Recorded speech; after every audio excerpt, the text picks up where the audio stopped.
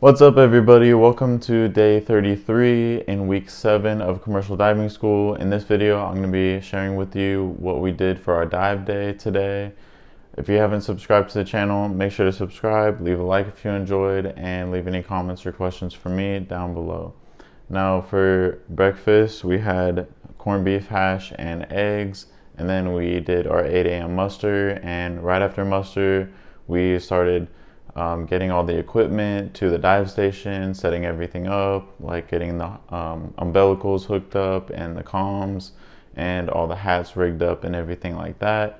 Immediately after we set all the equipment and gear up, we do a JSA, which is, I think it's a job safety analysis, which the soup just does like a speech where he just goes over like safety stuff and general rules, like don't just leave dive station without telling anybody, just stuff, generally like that, and also safety stuff. And right after that is done, everybody signs that paper, and then we hat up the divers and get them into the water. So for today, it was just like, the previous last 2 days, Monday and Tuesday, where we had one group of 4 divers diving in the morning, and then another group of 4 divers diving in the afternoon. So for the first group, I was on comms today. So I got to basically, I was talking to 2 divers basically at the same time. And how it worked was, for each diver, they have their own retrieval tender, and the retrieval tender is basically sending down the retrieval line with like shackles and with line on it, or a pipe down, depending on what knot they're supposed to rig for on the list. So I basically tell them, hey, send down retrieval to the diver, and then I tell the diver on the comms box to rig up a bowline knot. And then I tell the other diver, hey, rig up a bowline knot. So I'm relaying both of those communications to both divers, and also communicating with the both retrieval tenders.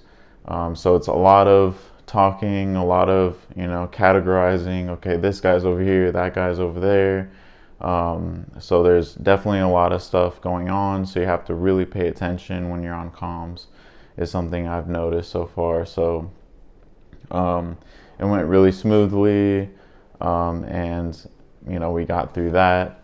And then we had lunch. Lunch today was pork chops, scalloped potatoes, and mixed vegetables.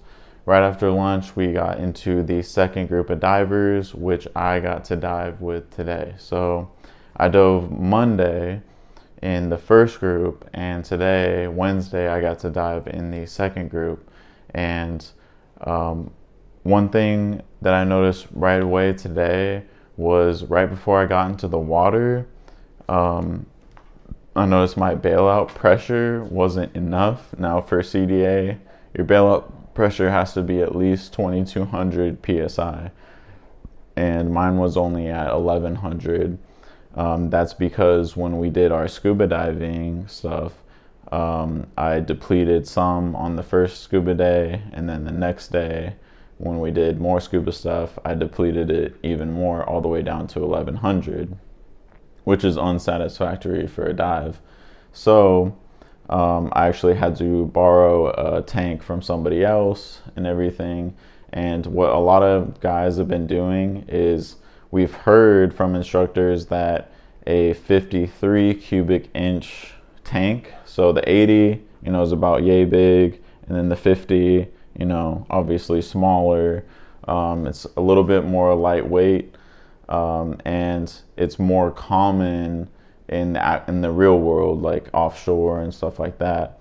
So a lot of guys, rather than waiting till they get, actually go to their job after they graduate, they just get it now. So, which is actually a pretty good idea, because if you're using the same tank for scuba as you are for commercial, when we do our commercial diving stuff, you're depleting the air in the tank when you're scuba diving But if you solely had a tank for just commercial, you probably wouldn't use any air. So you wouldn't have to worry about, jamming that tank, because you're not going to use that tank unless you have an emergency. So it's basically always going to be full. So if you went out and got a 53 when you're in school, your 53 would just be your commercial diving tank, and it would basically always stay full. And then you'd only have to worry about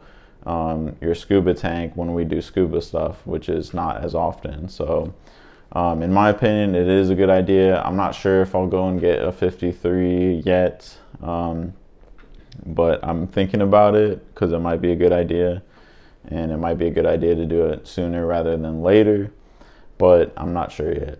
But anyways, so after I got someone else's tank, I strapped it on and I got in the water. And I don't know if you guys have seen the video where I was hatting up and jumping in. I jumped in today, but I actually got to do a cannonball today. Somebody was like, hey, why don't you try doing a cannonball? So I actually, when I did it, I think I started rocking backwards like a little bit, so I didn't get to go like straight in. I wish I would have hit like the water like perfectly, but it was definitely a lot of fun.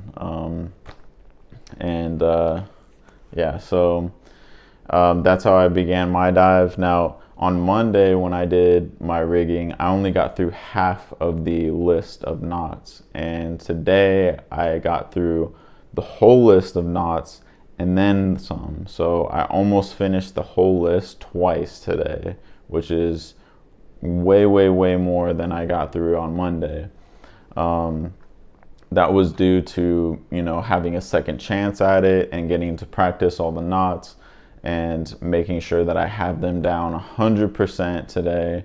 And then I got in the water, and that's why I did so well. And it was kind of nice to hear the instructor say that, me and this other guy that went on our second dives for the week, we actually got all of our knots down, and we were doing so well, we went through the list again. So that was really nice to hear, because all of our hard work is paying off and we're doing a great job. And I just feel really proud of myself for doing such a good job so far, and putting in the hard work. And I would say, and like I said on Monday, that was like my favorite day, the best day of commercial diving school so far. But today I would say was even better than Monday. So today was so far the best day in commercial diving school.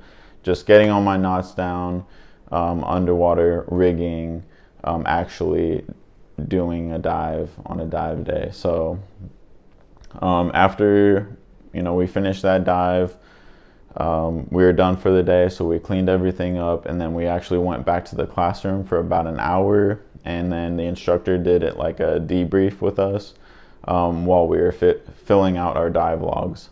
So the debrief was just a lot about offshore stuff, a lot about what we did wrong, so like for example, one thing was that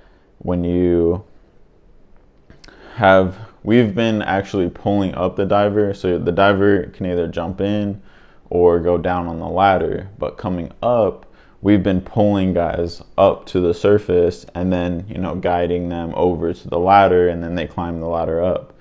But you're actually not supposed to do that. It's not common practice, because the diver could be caught on something, and then you go to pull them up and they something bad could happen, or say their snap shackle came loose, and so when you pull them, you're not pulling from their hip, you're actually pulling from their head, where their air hose and their comms wire is connected. So you could actually pull that, and it would pull their neck, and it could really injure somebody. So you're actually supposed to, the tender is supposed to keep tension on the diver's umbilical when they're ready to come up. And then the diver is actually either supposed to climb up their umbilical or basically anything else, like a ladder or even like a rope or a column or something like that, just it's not common for tenders to just pull up divers. So that's something that we debriefed. That's something that we learned. We just went through a whole mess of stuff. But yeah, that was basically the dive day for today. For everything coming up, I know that we're gonna do a practical test. So our instructor is gonna pull us aside one by one and just see if we can do all the knots, and if we can, he's going to check them all off that we can do them, and that's going to be top side. And so I already know I can do all my knots, so I'm not worried about that. I'm actually kind of excited to do that, get it over and done with, and be proud that, you know, I passed that test as well. And then I think we're getting in the water for scuba one more time this week. I think at the end of the day on Friday.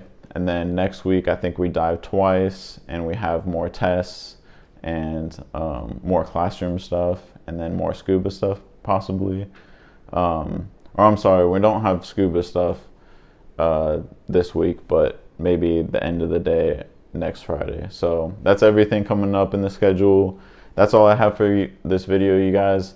Thank you guys so much for watching. Leave a like if you enjoyed, subscribe if you haven't already, and leave any comments or questions for me down below. Hope you guys have a great one. See you in the next one. Peace.